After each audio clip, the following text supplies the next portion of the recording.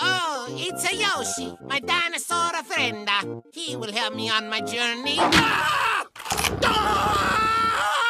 Why? Why, Yoshi? Why you would do this? Ah!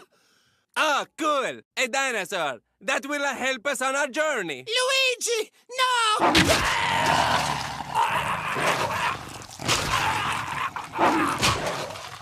Ah, Luigi! My only brother! Ooh, a dinosaur! This will help us on our... Toad, no! Why?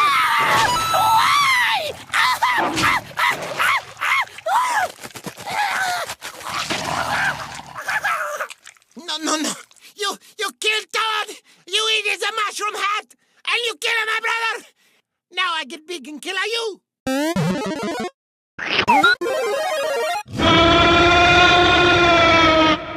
Oh, no.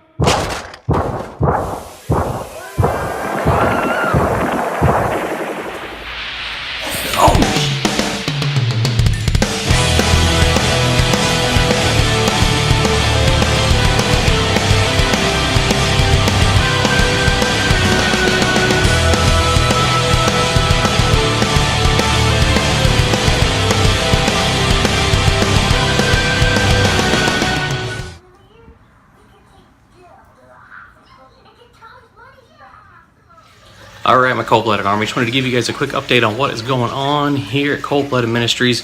We're still working on expanding and doing some stuff. This project has taken me freaking forever, but we're still working on expanding out the pond. We had some trouble getting enough pressure over to the waterfall through the filter, and it started out fine, so what I did is added a second inlet onto the bucket. See if that'll give us a little bit more power. Everybody's still in there kicking and doing well. Everybody's happy and healthy, which is always a wonderful thing. Starting to get it decked out. Starting to get the grass put on. This is going to come up a few more inches and get this stuff filled in. Make sure we still have access to the filter, obviously, and try and keep it where it can't really get back in the corners or to the waterfall. So because it's all still in progress, everything's still kind of a mess, so I'm not going to show you guys that too much. I want to talk to you guys about something, kind of address something, and just to put this out there and make it crystal clear, this one is straight from my mom's, just for you, for reals. We had some conversations about what I feed my animals and how I do it. And growing up, the kind of like the first two, I guess, snuggly pets we had rats. My dad bought 2 from a pet store, 2 females, and they were very healthy. And it turns out they were pregnant. We wound up having 21 babies. And so, you know, growing up with the rats, growing up with mice, having ferrets, having pretty much anything and everything I wanted because I was their favorite child. You know, they kind of, I guess, assumed I would always be into the fluffy stuff. And so part of breeding reptiles, unfortunately, is you have to do a little bit more than just getting the love on the fluffy stuff. You have to use them for food. And I try to diversify. I feel like if I can get the food that I want and the things that I need and all the nutrients out of one food item, I'd probably get bored with it pretty quickly. And so what I try to do is be mindful of that. And I try to diversify what I give my snakes. And so generally I'll do mice and rats and stick to that. And then as they're available, I try and do chickens. I tried to do a duck a few weeks ago for our caiman. Just something to kind of change it up and give her something different. And just give them something more diverse. Something with different fat, something with different calories, something with different proteins. And just something to give them something new so they're not eating the same thing week after week. So, that being said, the only part about my job that I hate is feeding. I hate it because I love rats. I love the rodents. They're so much fun to play with. Breeding sugar gliders like you guys saw last week, and breeding rabbits now for the larger girls, and just trying to, you know, make sure we have everything that we need. So, like I said, it's not the best part. I purposely don't show feeding videos because I don't think it's really appropriate. We do have our big red tail she ate today. Went with frozen on her. And then trying to get her to take this frozen one. She is notorious, a little retic, about not wanting to take the frozen. So she'll take them, wrap them up, and then that's it. So we do have to do live for her, and I can't stand it. I feel like it's not fair to the animals, it's not fair to the snake. So unfortunately we still do live for her most of the time. Every once in a while, probably 1 out of 10, I can get her to take. And she'll wrap it up, and she'll take them and eat them, and it works out really well. So I went to the pet store today to get some rats, and like I said, this one is just for my mom's. We got one, opened up the box when I got home, and the little dude was freaking cool. Yes, I know I need to clean the cage. It's a little dirty. This big albino dude right here. Come here. Oh, he got cut. Come here, buddy. Ooh. Opened up the box, and he was just happy to come out and play. He wanted to be held. He was supposed to be snake food, and now I have him in a 6 foot long by 2 foot wide cage with the exercise wheel, food. I give him their treats. I give him all kinds of good stuff. They have hidey holes. He's in there with 1, 2, 3, 4, 5. Oh, look at this little fuzzy dude. Look at you. Oh. So that's another good example. He was supposed to be fed to somebody last night. I picked him up and I said, he's so fluffy, I'm gonna die. Oh, good Lord. He's gonna die anyway, he's gonna jump. But I do love all the animals. So my mom was kind of concerned about me having to feed animals and do things like that. And I did have one, and this happens a lot. It's how we get all of our feeders, as they were, all of our breeders were originally feeders that we just saved. So the plan is for him to have a couple of batches of babies, and then we'll take one of his males and move it over to this colony, and then we are going to retire my buddy Colossus. He is my favorite. I love this dude. Come here, Colossus. He usually comes out when I call him, hey, come here. You guys know Colossus. He was the first big male that we got, and the guy is ridiculous. So we are going to be probably retiring him pretty soon, and that is not retiring as in sending him up to rat heaven. That is retiring as in going to put him in a giant cage inside by himself and let him just relax and have a good year, last year of his life, and then move the new guy up and start breeding him. Hi. So, I'm not a hater on the animals. Now for the non-fluffy stuff, check this out.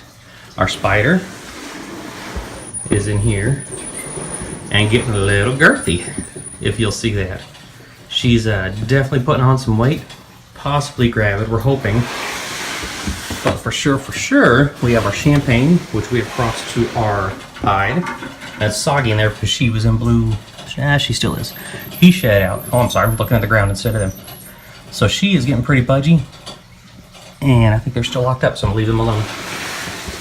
Our pastel pied shed out yesterday after breeding multiple times, and she is really bulking up and getting pudgy. So we are hoping that she is gravid.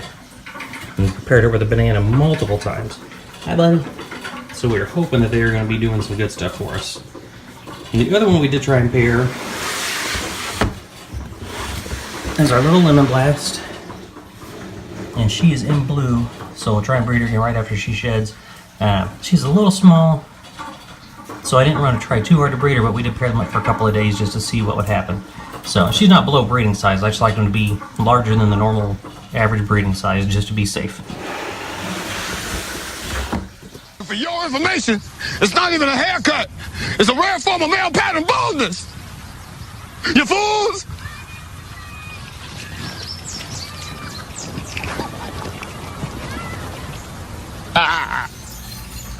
Alright, you guys, how cool is this? Just minutes old. This is a little baby veil chameleon. Light shining right in his eyes. I'm sorry, buddy. First one we've hatched out. This was from the clutch that was laid back, gosh, it was August 23rd. And today is April 27th. These guys were incubating forever. And we still have 4 eggs left in there. Hopefully those will hatch out within the next couple hours here. I'm gonna put them back in there so we can crawl around in the eggs. But that is pretty stinking cool. This is the first clutch of veil chameleon eggs that we ever had laid, obviously ever had hatched. We have another batch that's still trying to incubate, but this is the first one that we've hatched out. And that is pretty stinking cool right there.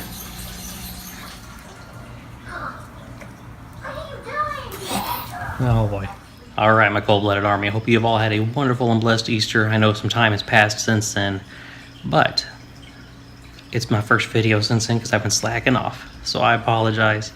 I'm kind of thinking about just Easter in general, and there's such this big hype and such this build-up for it, and such just absolute, you know, we freak out about it. Like it's the Super Bowl for Christians or for churches. It is why we do what we do, why we believe what we believe. If Christ didn't rise again, then what we believe is all kind of fake and stupid and pointless anyway. Why would we serve a God that lies? And so it's kind of got me thinking about just what we think about and what we do, and then what happens right after Easter. And it's like we have this huge build-up, and all of a sudden there's nothing. And just because Easter is over doesn't mean the resurrection is any less valid. It's still just as powerful today as it was on Easter. And it's just as valid tomorrow as it was thousands of years ago when it happened. And so as times go on and as things change, some things never change, some things will always be true. And that is the power that we have through Jesus Christ. So what I want you guys to start thinking about is, we all get dressed up nice for Easter. We all make a point to go to church, even if we're not really believers. And we do all this stuff, and we try to be nice and be kind and courteous. So my question for you guys is, what would it look like if we lived every single day of our lives like it was Easter? That'd be pretty awesome to see. That would start to bring God's will and God's heaven here on earth the way that we should be doing.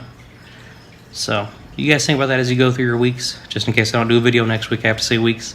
Hopefully I'll be back at it though. You guys take care. Be blessed. If there's ever anything at all that we can do for you, please feel free to reach out. We are always here for you, and we are absolutely blessed and honored to serve and help you guys out. I love you guys. May be blessed to be... May. You can tell it's been too long since I've done one of these. May you be blessed to be a blessing to those around you. We'll catch you next time.